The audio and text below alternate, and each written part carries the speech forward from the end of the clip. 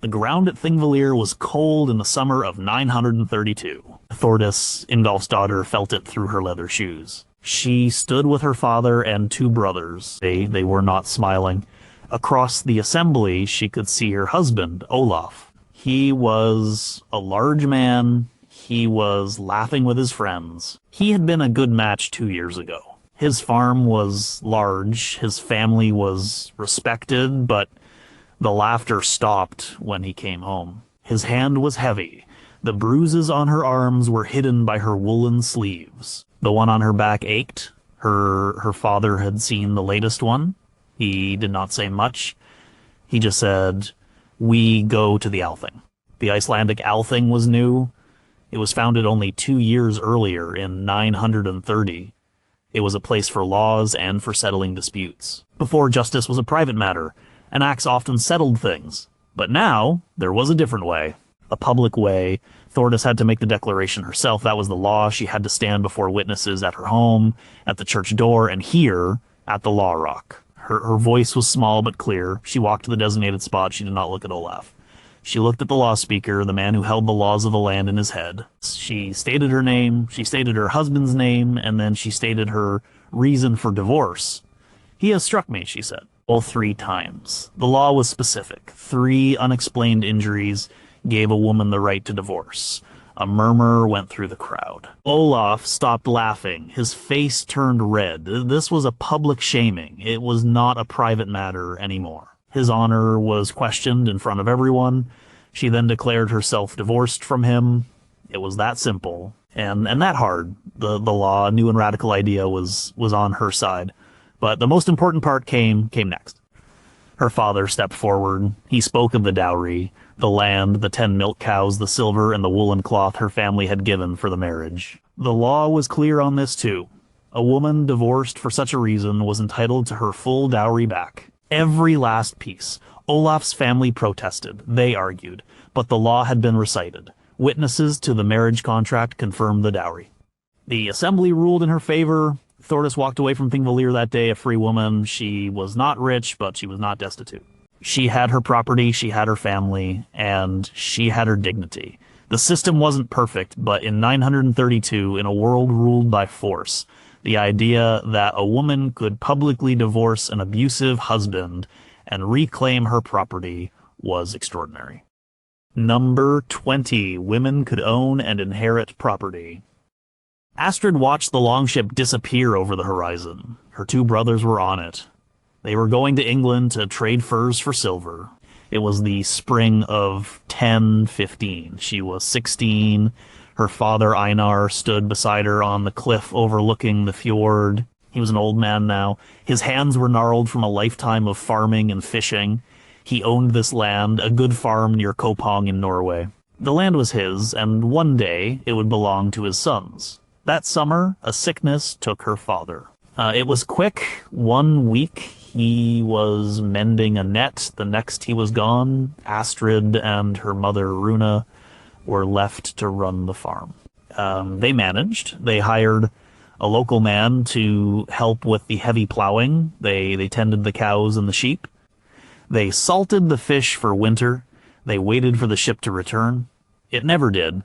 News came the next spring. A trader from the same voyage returned with a different ship. He told them what happened. A storm off the coast of Northumbria. The ship went down, no survivors. Suddenly, Astrid was not just a daughter, she was an heiress. The laws of the Norse people were clear. Her property passed to the sons first, but if there were no sons, it passed to the daughters. The farm, the livestock, the storehouse full of grain, the silver her father had buried under the hearthstone. It was all hers. Her uncle, her father's brother, saw an opportunity. He was a hard man with a small, rocky farm of his own. He came to their door one evening. He said it was not right for a woman to run a farm like this. He said she should marry his son. The farms could be joined. He would manage it all. It was a threat disguised as a suggestion. Astrid refused. She was the legal owner. She held the odal rights, the ancestral claim to the land. She was a Bondi, a landowner, just like her father had been. This status gave her a voice. She could speak at the local thing. the Assembly of Free Farmers, her uncle tried to take the land by force. He showed up with his sons and started marking out her fields as his own. Astrid did not pick up an axe. She went to the thing. She stood before the other landowners. She was young and a woman, but she spoke with her father's authority. She stated her case. She was Einar's daughter. Her brothers were gone. The law supported her claim. Men who had respected her father spoke up for her, as they had seen her and her mother work the farm for a year. They knew she was capable. The assembly ruled in her favor. Her uncle was shamed and forced to pay a fine for his illegal claim. Astrid never married. She ran the farm herself. She became known as a shrewd trader. She was not a shield maiden from a legend. She was a farmer, a landowner, and a woman with legal standing and property. In a world where women in many other cultures were considered property themselves, Astrid was a property owner. She held her own land, not because a man allowed it, but because the law demanded it. Number 19, the law was publicly recited. Ulfar Thordarson did not know how to read, neither did almost anyone he knew in his part of Iceland in the year 1110. But he could remember. His mind held more words than any book. He was the law speaker for his local assembly. For 3 years, it was his job to memorize the laws. All of them. Every summer at the Althing, the Great National Assembly, he would stand on the Logberg, the Law Rock. For 3 summers, he recited 1/3 of the entire legal code of Iceland from memory. By the end of his term, the whole law had been spoken aloud for all to hear. This was not a performance. It was the foundation of their society. 1 year, a dispute arose between 2 farmers, Bjarni and a newcomer named Magnus. Magnus had dammed a small stream to create a better watering hole for his cattle, but the stream now flooded a corner of Bjarni's hay meadow. Bjarni had lost a significant portion of his winter feed for his own animals. He was furious. In the old days, this would have ended with violence. Instead, they brought the case to the assembly. Bjarni spoke first. He described the damage. He demanded compensation. Magnus spoke next. He argued the stream was small and he had the right to use the water on his land. He claimed the flooding was an act of nature, not his fault. The chieftains and farmers listened. There was no written code to consult. There were no lawyers with dusty books. There was only Ulfar. He was called to speak. He did not give his opinion. He did not say who was right or wrong. His job was to provide the law. He closed his eyes for a moment, accessing the vast library in his mind. Then he began to speak. He recited the section on water rights and land boundaries. The law stated that a man could use water that flowed through his land, but he could not alter its course in a way that caused harm to his neighbor's property. The law was specific. It even detailed how to measure the loss of a hay crop and calculate the proper compensation in units of homespun wool or silver. The law was clear. Magnus had broken it. He had not acted with malice, but he had caused harm. The assembly ruled that he had to dismantle the dam. He also had to pay Bjarni for the lost hay. The price was calculated exactly as the law Ulfar recited had specified. There was no appeal to a king. There was no divine text. The law was a human agreement, a social contract. And by having it recited aloud, everyone had access to it. A poor farmer and a rich chieftain were both subject to the same words spoken by the law speaker. It prevented legal knowledge from becoming the secret property of an elite few. Justice wasn't hidden in a script only a priest or a scholar could read. It was carried in a man's memory and given freely to the people. This act of public recitation was a radical form of legal transparency. Number 18, hygiene was a priority. Leofric, a young scribe at a monastery in Northumbria, watched the Norsemen in the market town of Jorvik. It was the year 890. He had been taught that these men were filthy barbarians. He expected them to be covered in mud and gore. He was wrong. He saw a man named Halfdan. Halfdan was a trader who had settled in the city. Every Saturday, Halfdan and his men would go down to the river. They would bathe. They stripped to their linen undergarments and scrubbed themselves with soap made from animal fat and ash. In the cold English air, this seemed like a strange ritual. Most of Leofric's countrymen bathed only a few times a year. But it wasn't just the bathing. Halfdan was meticulously groomed. Tucked into his belt was a small leather pouch. Leofric once saw him open it. Inside was a comb carved from deer antler, a small pair of bronze tweezers, and a curious little metal scoop. Leofric later learned it was an ear spoon. Halfdan combed his long blonde hair and his beard every single day. He kept them neat and clean. He used the tweezers to pluck stray hairs. This was not the behavior of a wild animal. It was the behavior of a man who cared about his appearance. English chroniclers of the time wrote about this with a mixture of annoyance and fascination. One, John of Wallingford, complained that the Vikings were too popular with English women. He wrote that they bathed every Saturday, changed their woolen tunics regularly, and combed their hair. These habits, he grumbled, allowed them to undermine the virtue of married women, and even seduce the daughters of nobles to be their mistresses. The truth was simpler. The Norse people valued cleanliness. Archaeological digs in Viking Age sites across Scandinavia, Britain, and Russia have uncovered huge numbers of personal grooming items. Combs are one of the most common finds in Viking graves for both men and women. They were often decorated with intricate carvings. They were personal, valued possessions.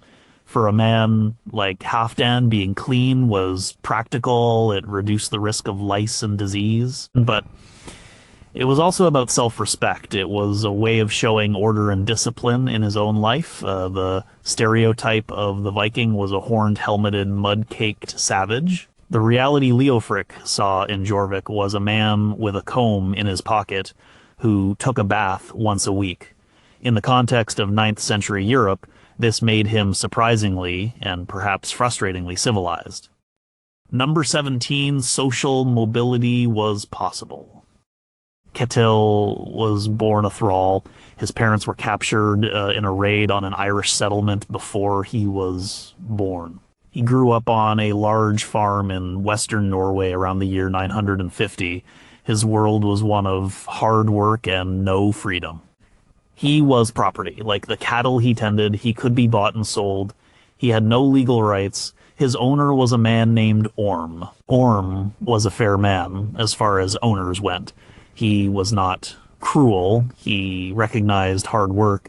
Ketil was a good worker.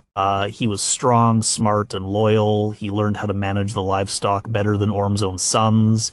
He learned how to read the weather. He knew which sheep would have difficult births. When Orm grew old, he decided to give Ketil his freedom. It was not an uncommon practice. Freeing a loyal slave was seen as a good deed.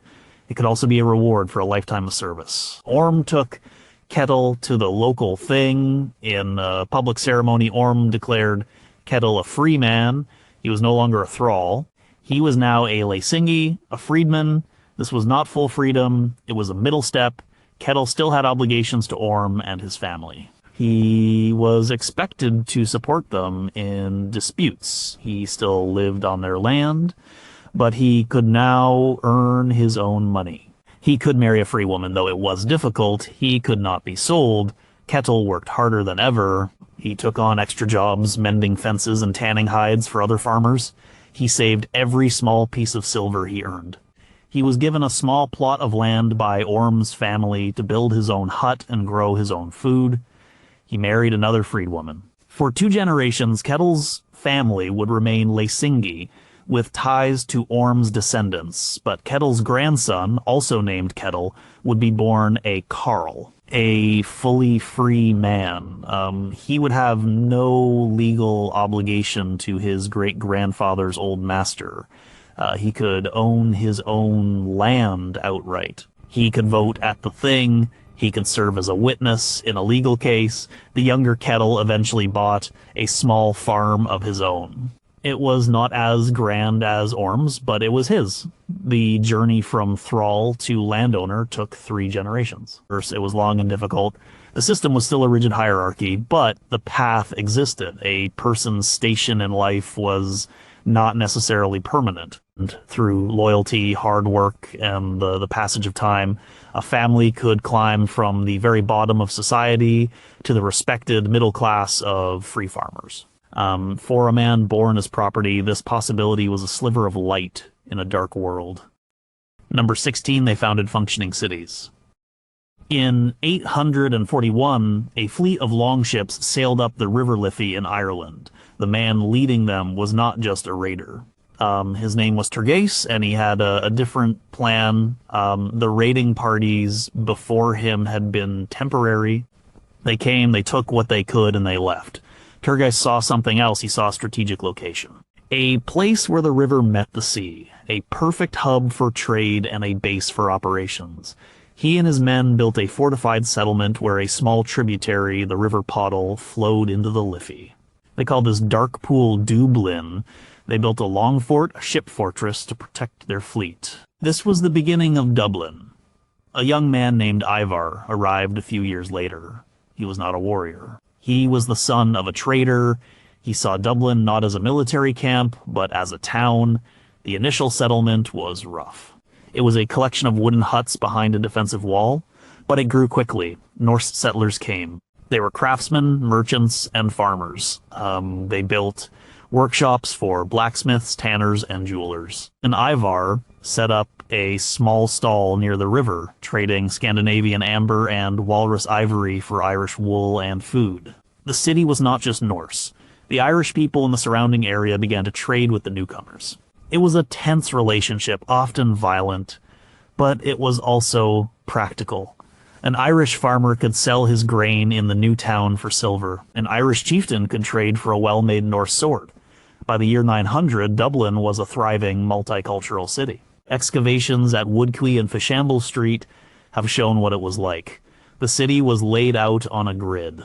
The streets were paved with timber planks. There were distinct properties separated by wattle fences. Archaeologists found evidence of a huge variety of crafts. They found leather shoes, bone combs, intricate jewelry, and iron tools. They found scales and weights for trade. They found coins from England, the Frankish Empire, and even the Middle East. Ivar's small stall grew into a permanent workshop. He married an Irish woman.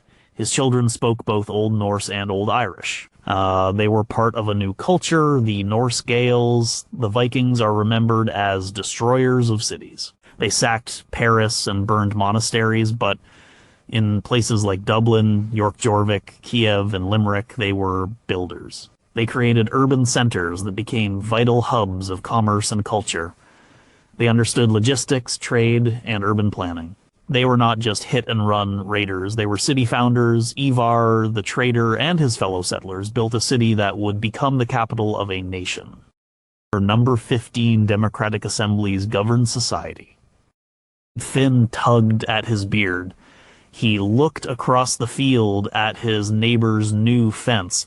The fence was made of sturdy oak posts. It was a good fence. The problem was it was 10 feet inside his own property line. It cut off his access to a small spring his sheep had used for generations. His neighbor Catil was a stubborn man. Finn had tried to talk to him. Catil claimed the old boundary stone had been moved. He refused to move the fence. In another land, Finn might have few options. He could appeal to a distant lord who might not care. He could gather his sons and tear the fence down, starting a blood feud that could last for decades. But Finn lived in Jutland, Denmark. Around the year 980, he had another option. He went to the Thing. The Thing was the local governing assembly. It was held outdoors, often at a traditional site marked by large stones. Every free man in the district was expected to attend. There was no king or appointed judge presiding. The assembly was led by a council of local chieftains and important farmers, but the decisions were made by the community. On the day of the assembly, Finn presented his case. He stood before his neighbors and explained the situation. He brought with him 2 old men from the district. They had known the land since they were boys. They testified that the boundary stone had always been in the same place. They swore an oath on a sacred ring to the truth of their words. Then it was Ketil's turn. He brought his own witnesses. They argued the boundary had been in dispute for years. The debate went back and forth. People in the crowd murmured their agreement or disagreement. This was justice in the open. There were no secret chambers or backroom deals. Everyone heard the evidence. Finally, the assembly made its judgment. It was a consensus of the free men present. They sided with Finn. The testimony of the old men was compelling. Catil was ordered to move his fence. He was also fined a small amount of silver for the trouble he had caused. Catil was unhappy, but he complied. To defy the judgment of the thing was to defy the entire community. It would make him an outcast. He would find no one to trade with, no one to help him at harvest time. His social standing would collapse. This system was not perfect. The rich and powerful had more influence. But it was fundamentally democratic. Power rested with the community of landowners. They made their own laws. They settled their own disputes. From small local things like Finns to great regional assemblies and the Elthing in Iceland, this form of grassroots governance was the backbone of Norse society. It was a government of the people, for the people, long before the phrase was ever coined. Number 14, fosterage created powerful alliances. For Harold, a chieftain in the Sognefjord region of Norway looked at his 5-year-old son Magnus. The boy was bright and strong. Harold's instinct was to keep him close, to teach him everything himself, but he knew that was not the wisest path. He had a rival, a man named Olaf, who controlled the next fjord over. They were not at war, but there was a cool distance between their families. Their herds sometimes grazed the same high summer pastures. Their men sometimes argued in the market at Kaupang. An alliance would be better for both of them. So Harold made a proposal. He would send his son Magnus to be fostered in Olaf's household. In return, Olaf would send his daughter Ingrid to be fostered in Harold's. It was a common practice called fostbreedrelett. It was more than just sending a child away for education. It was a way of weaving society together. Magnus went to live with Olaf. He was treated as a son. He ate at Olaf's table, trained with Olaf's own sons, and learned from Olaf himself. Olaf taught him how to lead men, how to read the stars for navigation, and how to judge a good horse. Magnus grew up with Olaf's children as his siblings. The bond he formed with them was as strong, sometimes stronger, than the bond with the brothers he left behind. Meanwhile, Ingrid lived with Harold's family. She learned from Harold's wife how to manage a large household, how to weave fine cloth, and the stories of their ancestors. She became a sister to Harold's own daughters. When Magnus was 15, he returned to his father's hall. He was a young man now, skilled and confident. He knew his own family, but he also knew Olaf's family intimately. He understood their strengths, their weaknesses, their way of thinking. He was a bridge between the two houses. A few years later, raiders from the north attacked Harold's lands. They burned a farm and stole cattle. Harold sent a messenger to Olaf because Magnus was his foster son. Olaf had an obligation. He saw the attack not just on a rival, but on the family of his son. He gathered his warriors and came to Harold's aid. Together, they drove off the raiders. The alliance was sealed. The two families were now bound by something more powerful than a treaty. They were bound by the love for their children. Fosterage was a sophisticated social tool. It built trust, prevented feuds, and created a network of kinship that stretched across the fjords. It turned potential enemies into loyal allies by making their children brothers and sisters. Number 13, exploration was based on careful observation. Hrafna Floki Vilgerdarson stood on the deck of his Nar, a sturdy Viking merchant ship. The year was around 868. He was sailing west from Norway into the vast, empty Atlantic. He was searching for a land he had only heard about in rumors, a place called Gardarsholmi. We know it today as Iceland. Floki was not a madman sailing into the unknown. He was a practical navigator. He did not have a compass. He did not have charts. He had the sun, the stars, and a deep understanding of the natural world. And he had a secret weapon. In a wooden cage on the deck were 3 ravens. After many days at sea with no land in sight, Floki performed his experiment. He released the first raven. The bird flew high into the air, circled the ship once, and then flew straight back in the direction of Norway. Floki knew this meant land was still closer behind them than in front. He ordered his crew to keep sailing west. A day later, he released the second raven.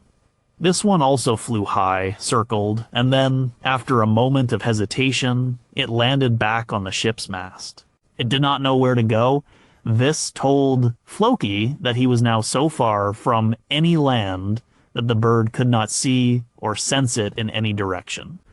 He was truly in the middle of the ocean. He kept sailing west. Finally, after another day of sailing, he released the third raven. The bird soared into the sky. It circled, and then it flew with purpose straight ahead to the northwest. It did not return. Floki knew the raven had seen land. He ordered the ship to follow the bird's exact flight path. A day later, they saw it. The dark mountainous coast of a new land. Floki had used the ravens as a biological guidance system. It was a brilliant, low-tech solution to a high-tech problem. This was how the Vikings explored. It wasn't magic. It was a combination of courage and keen observation. They understood bird migration patterns. They knew that certain birds, like gulls, stayed close to shore, while others, like terns, flew far out to sea. They watched the color of the water. They understood the patterns of ocean swells, which change when they near a large landmass. They used the sun and the North Star. They used tools like a sunstone, a piece of calcite that could find the sun's position even on a cloudy day. Floki's voyage to Iceland, earning him the nickname Raven Floki, was not a lucky guess. It was a calculated expedition. It was a product of a culture that learned to read the book of nature with a profound and practical intelligence. Their exploration of the North Atlantic was one of the greatest navigational achievements in history, done without the tools we consider essential. They did it with wood, wool, iron, and a deep respect for the information the world around them provided. Number 12, craftsmanship, was incredibly sophisticated. Rorik wiped the sweat from his brow with the back of a calloused hand. The forge was hot even with the winter air outside his workshop in 10th century Birka, a major trading town in Sweden. He was not just a blacksmith, he was a master craftsman, he was making a sword. This was not just any sword. It was to be an Ulfbert sword, one of the most advanced pieces of technology of its time. The secret was in the steel. Most European swords of the era were made from soft, brittle iron. They bent easily and lost their edge. The Ulfbert swords were different. They were made from high-carbon crucible steel. It was strong, flexible, and held a razor-sharp edge. The knowledge to make the steel was thought to have been lost with the fall of the Roman Empire. Rorik had acquired the raw steel ingot through trade. It had come down the Volga River from Central Asia. It was more valuable than gold. Now, he had to shape it without ruining it. The process was long and complex. He used a technique called pattern welding. He took the precious crucible steel and forged it together with softer iron. He would heat the metals, then hammer them, fold them, and hammer them again. Hundreds of times. This created a blade with a hard, sharp, cutting edge of steel, but a soft, flexible core of iron. The blade could absorb the shock of a blow without shattering, yet it could slice through a leather shield. As he worked, he created intricate patterns in the metal itself, twisting, swirling lines that looked like flowing water. This was the mark of a master. It was beautiful, but it was also a sign of the blade's internal structure and strength. After days of forging, the blade was ready. Rorik then had to craft the hilt. He used elk antler for the grip, polished smooth. The pommel and crossguard were made of bronze, which he cast himself. He inlaid them with fine silver wire and complex knotwork patterns. The final sword was more than a weapon. It was a work of art. It was a status symbol. It was a masterpiece of engineering.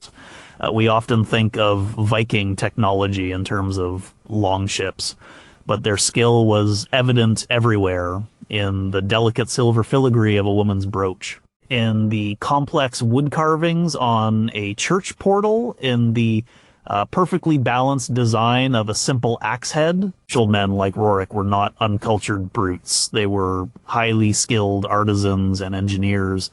They had a deep understanding of materials and a keen eye for both function and beauty. The objects they left behind, from the Ulfbert swords to the Osberg ship, show a level of craftsmanship that was among the best in the world at the time. Number 11. They assimilated rather than just conquered. Rollo was a fearsome Viking leader. For years, he and his men had terrorized the north of the Frankish kingdom. They sailed up the Seine River, raiding and demanding tribute. The Frankish king, Charles the Simple, could not defeat him. In the year 911, Charles decided to try a different strategy. He offered Rollo a deal. He would give Rollo a vast territory in the north of his kingdom. It would be his to rule as a duke. In exchange, Rollo had to do two things.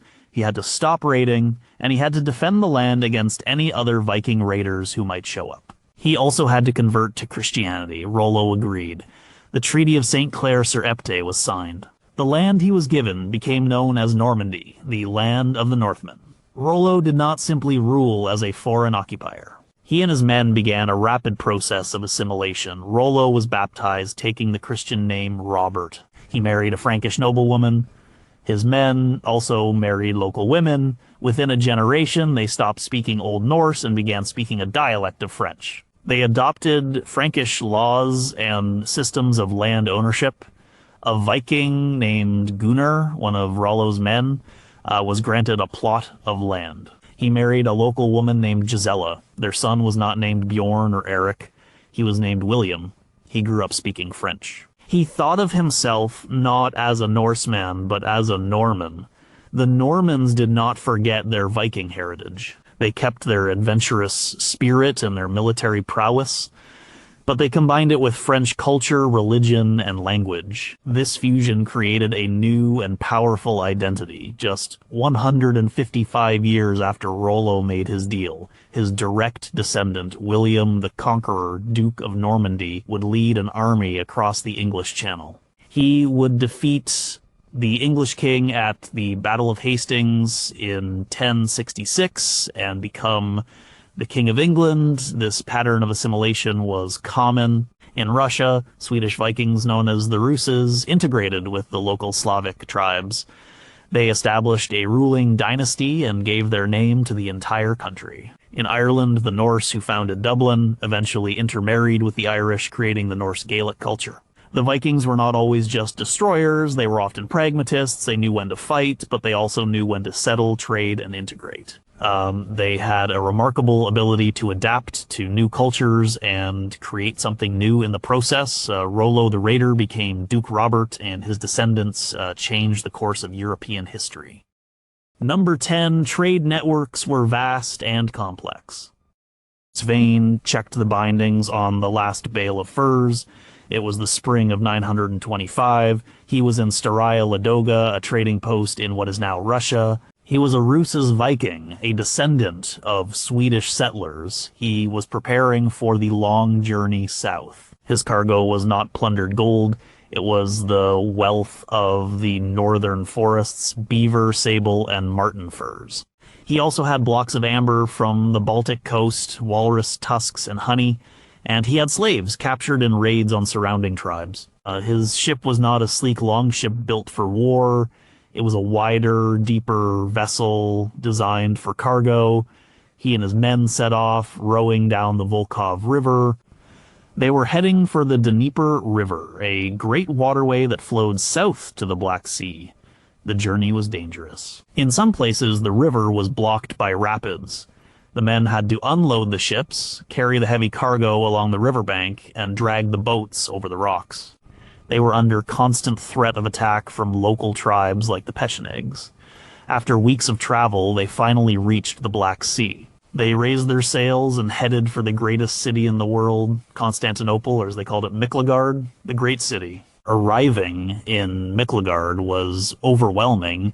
The city was a forest of marble palaces and golden domed churches. Svein and his men were not allowed to enter the main city armed.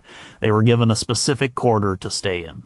But the trade was worth the hardship. Byzantine merchants paid incredible prices for his furs. The emperor's court demanded them. Svein traded his northern goods for silk, spices, wine, and glass.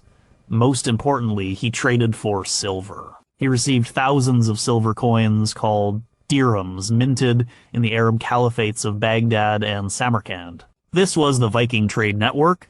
It was not just local, it was global. A Viking in Sweden could own a ring with a carnelian stone from India. A woman in Norway could be buried with a small bronze statue of Buddha from the Silk Road. In Viking hoards found in Scandinavia, archaeologists have discovered more Arab silver coins from the 9th and 10th centuries than have been found in almost any other region outside the Middle East itself. They were the middlemen connecting the forests of the north with the great empires of the south and east. Men like Svein were not just warriors. They were merchants, explorers, and entrepreneurs. They created a trade route that stretched from Greenland in the west to the Caspian Sea in the east. Their reputation as raiders is famous, but their role as the great traders of their age was just as important. Number 9, poets held a respected place in society. Egil Skallagrimsson was a difficult man. He was a farmer, a warrior, and a killer. He was also one of the greatest poets of the Viking Age. In his world, that last title was perhaps the most important. Around the year 948, Egil was shipwrecked on the coast of Northumbria in England. This was bad luck. The ruler of Northumbria was King Eric Bloodaxe, a man Egil had a long and violent feud with. Egil had killed Eric's son. Now, he was a captive in his enemy's hall in Jorvik. His execution was scheduled for the next morning. Egil did not have an army. He did not have a weapon.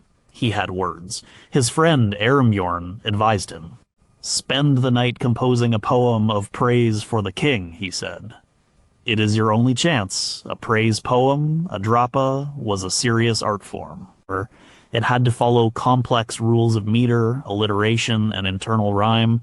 It also used kennings, which were poetic metaphors like wound sea for blood or feeder of ravens for a warrior. To compose a great drapa in a single night under a death sentence was a monumental task, but Egil was a master skald, a court poet. He spent the night working. The next morning he was brought before King Eric. The executioner stood ready. Egil asked for permission to recite his poem. The king, curious, agreed.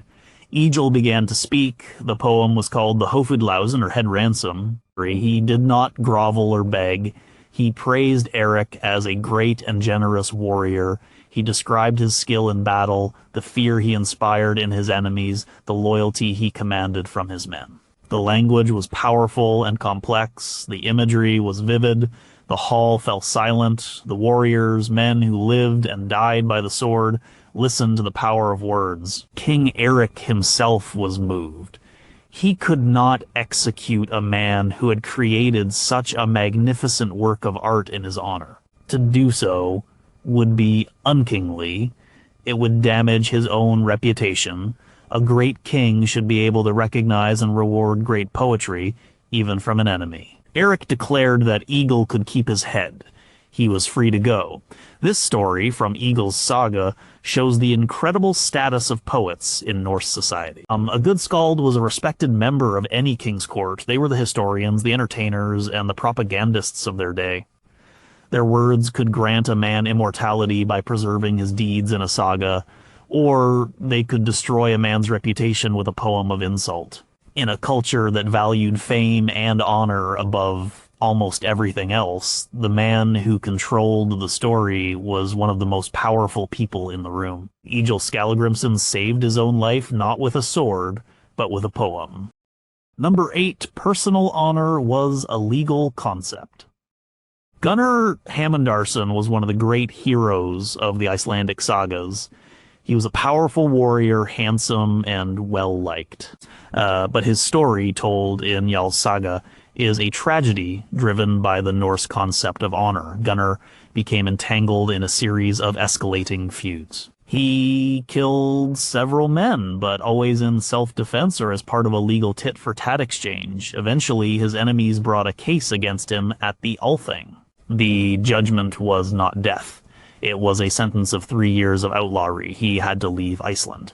This was a mild punishment designed to let tempers cool. His friends and family prepared a ship for him. His property would be safe. He could return in 3 years with his honor intact. He said his goodbyes and rode away from his home at Litterendi. As he rode away, his horse stumbled. Gunnar fell to the ground. He looked back at his farm. The fields were green. The slopes of the hill were beautiful. He said, Fair as the hillside, I have never seen it look so fair. I will not ride away. I will stay here. His brother Kolskeg was shocked. Do not give your enemies this victory, he pleaded. You will be killed if you stay. Gunnar replied, I will not go. He was breaking the law. He was defying the judgment of the Althing. But to him, leaving his land felt like a form of cowardice. It felt dishonorable. He chose to stay and face the consequences. This was his personal code of honor, his drengskapra. It was about being true to oneself, being brave, and facing one's fate without flinching. His enemies soon heard that he had not left. They gathered a large force and surrounded his house. Gunnar fought them off alone. The saga describes a heroic last stand. He used his bow until his bowstring was cut. He asked his wife, Hallgerdr, for a lock of her hair to make a new one. Well, she refused, reminding him of a time he had slapped her.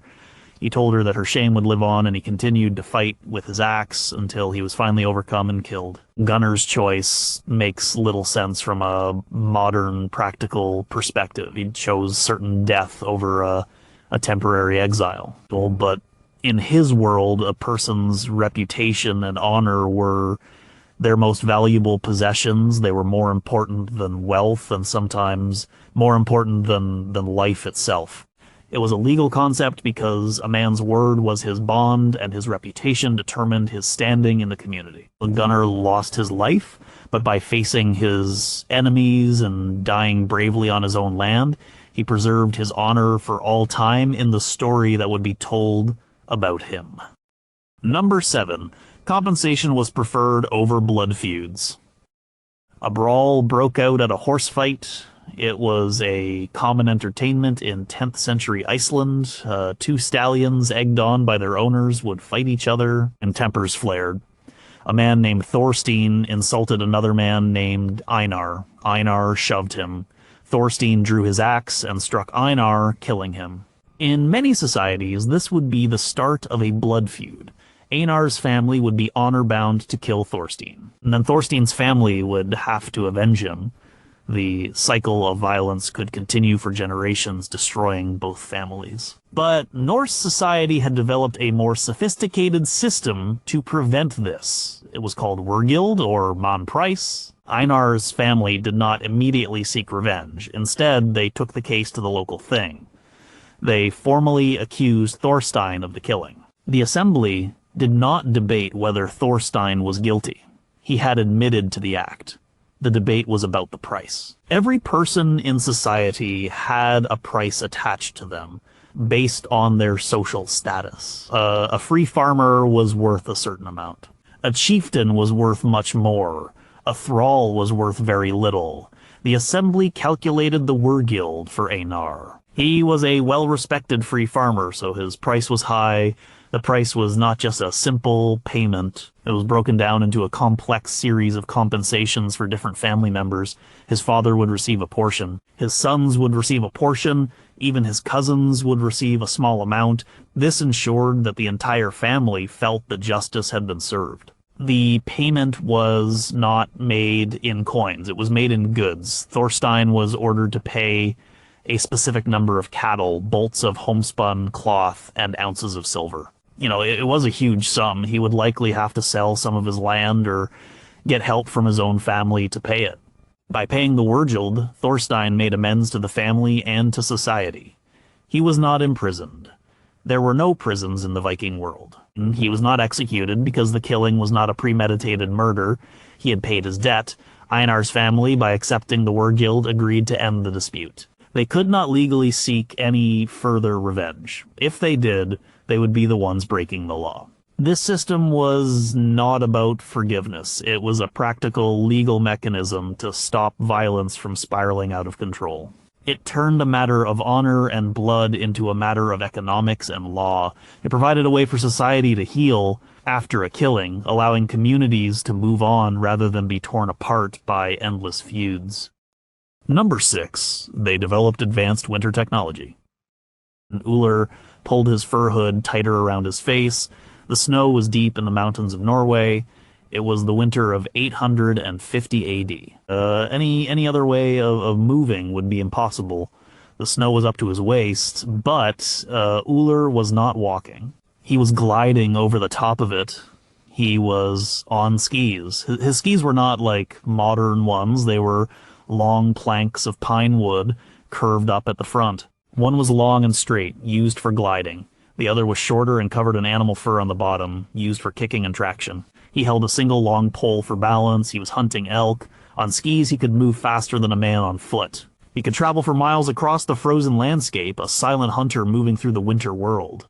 This was not a sport, it was a vital tool for survival. The Vikings did not invent skiing. The practice is thousands of years old, but they perfected it and made it central to their culture. Rock carvings in Norway, like the one at Rodøy, show skiers from as far back as 2000 BC. By the Viking Age, it was a common and essential skill. The Norse even had a god of skiing, Ul, the same name as our hunter. Their winter technology went beyond skis.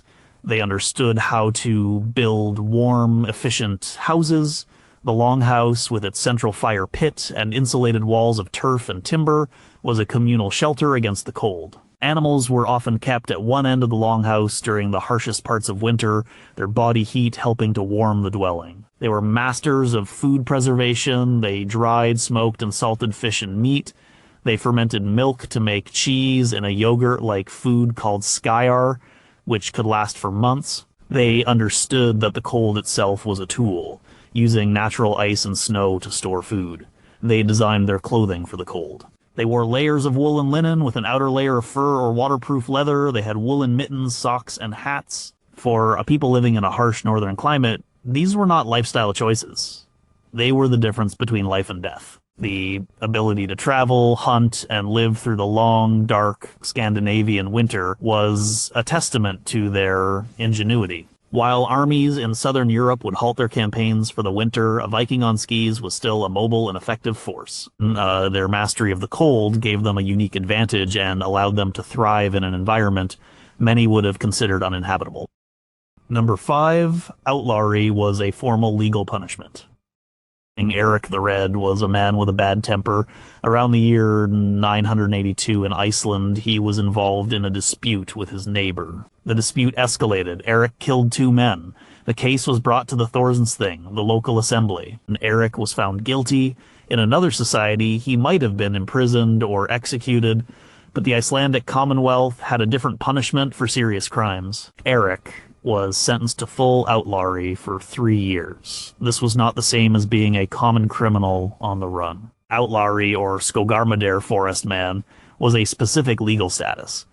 When a man was declared an outlaw, he was stripped of all his rights and protections. He was legally dead, his property was confiscated, his wife was declared a widow. Anyone could kill an outlaw without any legal penalty. In fact, people were forbidden from helping him. Giving an outlaw food, shelter, or passage on a ship was a crime in itself. He was cast out of the community, forced to live in the wilderness, the forest, on his own. It was a social and legal death sentence. Eric had to leave Iceland. He couldn't stay on the island as he would be hunted down, so he gathered his family and followers and equipped a ship. He had heard rumors of a large land to the west, sighted by a sailor named Gunnbjorn years before. He used his 3 years of outlawry to explore this new land. He sailed west and found a massive island. He spent his exile charting its coasts and finding the most habitable areas. Despite its icy interior, he found green fjords on the southwestern coast. When his 3-year sentence was up, he was legally allowed to return to Iceland, where his rights were restored. He was no longer an outlaw. He came back not as a shamed criminal, but as an explorer with a great discovery. He wanted to attract settlers to his new land. He gave it a clever name, Greenland. He reasoned that people would be more willing to go there if it had an attractive name. It worked. He led a large group of colonists back to Greenland, establishing the first permanent European settlement there. The system of outlawry was harsh. It was a way for a society without a police force or prisons to deal with its worst offenders. It removed them from the community, but as Eric the Red's story shows, it could also be a catalyst. It forced a violent but ambitious man out of his society, and in doing so, led him to discover a new one. It was a unique legal solution to the problem of crime, one that shaped the course of Viking exploration. Number 4, leadership was often merit-based. A longship sat ready on the shore of a Norwegian fjord in the year 990. The voyage was planned. They were going to Iceland to trade timber, a valuable commodity on the treeless island. But one crucial decision remained: who would be the skipper. The ship was owned by a wealthy farmer named Bjarni. He had funded the expedition. By rights of property, he could have declared himself the leader. But Bjarni was a farmer. He knew soil and cattle, not currents and coastlines. There was another man on the crew, Leif. Leif was not wealthy. He owned only a small plot of land, but he had spent 20 years at sea. He had sailed to England, to Ireland, and to the Faroe Islands. He knew how to read the weather in the clouds. He knew how to navigate by the sun and stars. He knew how to handle a ship in a storm. The crew gathered. It was a free association of men, not a formal military unit. Each man had a stake in the voyage's success. They would all share in the profits. They needed the best possible leader to ensure they reached their destination safely and profitably. They did not choose Bjarni. They chose Leif. They made him the steermaster, the steersman, the captain of the ship. His authority was absolute at sea. He would decide their course. He would decide when to sail and when to seek shelter. His orders had to be obeyed without question. This was a practical meritocracy. Leadership was not always inherited. It was not always based on wealth. When it came to a dangerous undertaking, like a sea voyage, the leader was often the person with the most skill and experience. The crew's survival and prosperity depended on it. This principle extended to raiding parties as well. A man might become a chieftain because his father was a chieftain, but to lead a successful raid, he had to prove his ability. Men would only follow a leader who was brave, generous with treasure, and, most importantly, successful. A leader who led his men to disaster would quickly find himself without any followers. The world of the Vikings was competitive. Status was important, but competence was essential. On the unforgiving waters of the North Atlantic, a man's lineage or the size of his farm mattered far less than his ability to get the ship and its crew home safely. The choice of Leif over Bjarni was a simple, practical decision that revealed a deep-seated progressive value: choose the best person for the job. Number 3, insult laws protected personal dignity. Sten was a proud farmer in the Icelandic countryside in the 11th century. He was not a great warrior or a powerful chieftain, but he had a good farm and a respected name. His neighbor Hrolf was a man with a sharp tongue and a cruel sense of humor. They had a dispute over a piece of pasture land. Rolf decided to attack Sten not with an axe, but with words. He was a skilled amateur poet. He began to compose and spread insulting verses about Sten. These were not simple jokes. They were a specific and illegal form of insult called nid. In one verse, Rolf implied that Sten was a coward in a fight. In another, he made an even more serious accusation, questioning Sten's manliness. This was the most potent form of insult in Norse society. It was designed to destroy a man's honor, his social standing. People in the community began to snicker when Sten walked by. His authority in his own household was weakened. The insults were like a poison, slowly eroding his place in the world. He was being socially and psychologically harmed. Sten did not challenge Hrolf to a duel. He took him to court. He went to the Althing and formally accused Rolf of composing and spreading nid. The Icelandic law code, the Gragas, had specific sections dealing with insults. The law recognized that words could be as damaging as physical blows. There were different levels of insult. A simple slander was a lesser offense, but creating a full verse of NED was a serious crime. The most severe form, carving the insult onto a nid pole and erecting it publicly, was punishable by outlawry, the same sentence given for killing a man. Sten presented his case. Witnesses came forward and recited the verses Rolf had been spreading. Rolf tried to claim it was just a joke, but the assembly took it very seriously. A man's reputation was his most important asset. An attack on his honor was an attack on his very existence as a member of society. The court found Rolf guilty, because the insult was spoken and not carved. He was not outlawed, but he was sentenced to pay a heavy fine to Sten. It was a public acknowledgement that Rolf had been wrong, and that Sten's honor was restored. This legal concept was incredibly advanced. It formally recognized that non-physical harm was a real and punishable offense. It provided a legal framework for protecting a person's dignity and social standing. In a world often governed by brute force, the Vikings created laws that understood the power and danger of words. Number 2, religious pragmatism was common. Halfdan was a Danish chieftain who had settled in the Danelaw, the part of England under Viking control, around the year 880. He was a follower of the old gods. He made offerings to Odin for wisdom in battle, and to Thor for strength. His warriors wore hammers around their necks. His lands bordered those of an English lord who was a devout Christian. There was a small Christian monastery a day's ride from Halfdan's main settlement. His more zealous warriors wanted to raid it. It was an easy target, full of silver chalices and embroidered vestments. Halfdan forbade it. He had a different perspective. He was a ruler, not just a raider. He needed to maintain peace and facilitate trade with his English neighbors. He saw the Christians not just as followers of a strange god, but as customers and political partners. One day, a Christian priest came to Halfdan's hall. He was nervous, but he asked for permission to rebuild a small church that had been damaged in earlier fighting.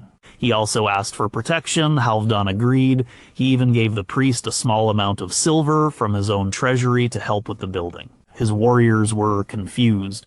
Why was he helping the followers of the White Christ? Halfdan explained it to them in simple, practical terms. Their God may be powerful, he said. It does not hurt to be on his good side. And a peaceful neighbor is better than a resentful one. We trade with these people. We live beside them. It is better to have them as friends. This was not a conversion. Halfdan did not get baptized. He continued to honor his own gods, but he was a pragmatist. He could see the political and economic advantages of tolerance. Many Viking leaders were like this. They were often more interested in what worked than in strict religious doctrine. There are numerous examples of this religious flexibility. Some Vikings were known to be prime-signed, a preliminary ritual that allowed them to trade with Christians without fully converting. Archaeological finds show molds that could cast both a Thor's hammer and a Christian cross, suggesting a craftsman hedging his bets and catering to both markets. There are even runestones like the Karlavi stone in Sweden that mix pagan Norse imagery with a prayer for the Christian god to help a dead chieftain's soul. The transition from the old Norse religion to Christianity was not always a story of violent, forced conversion. Often it was a slow, gradual process of coexistence and adaptation. Leaders like Halfdan understood that tolerance was not a sign of weakness, but a tool of smart governance and good business. Number 1, they valued the elderly. Ingrid sat by the long fire in the center of the great hall. Her hands, gnarled with age, were never still. They were either mending a piece of clothing, grinding herbs, or simply resting on the head of one of her great-grandchildren. She was nearly 70 years old in a time when life expectancy was perhaps half that. It was the year 1050 on a large farm in Iceland. She no longer worked in the fields. She could not lift the heavy milk pails or spend hours at the loom. But she was far from useless. She was the matriarch of the family, and her value had simply changed from physical labor to something perhaps more important, knowledge. Ingrid was the family's living library. She knew the entire lineage of her family and all the surrounding families going back 5 generations. This was crucial for arranging marriages and settling inheritance disputes. She knew which families had good blood and which were prone to feuds. She was the keeper of the stories. On long winter nights, it was her voice that filled the smoky hall with tales of the gods, of great heroes, and of the first settlers of Iceland. She was the connection to their past, the one who taught the children who they were and where they came from. She was also the household's healer. She knew which plants could soothe a fever, which moss could staunch a wound, and which poultices could ease an aching joint. This knowledge, passed down from her own mother and grandmother, was more valuable than any amount of silver. when her grandson Olaf, the current master of the farm, had to make an important decision whether to buy a new piece of land or to support a particular chieftain at the Althing. He always consulted Ingrid first. He valued her wisdom and her long experience. Her advice was not always followed, but it was always sought and always respected. The popular grim myth of Atastupa, of the elderly being thrown from a cliff when they could no longer contribute, has no basis in historical or archaeological fact. It was a later invention. The reality was quite the opposite. In a society without writing, the elderly were the repositories of law, history, and essential knowledge.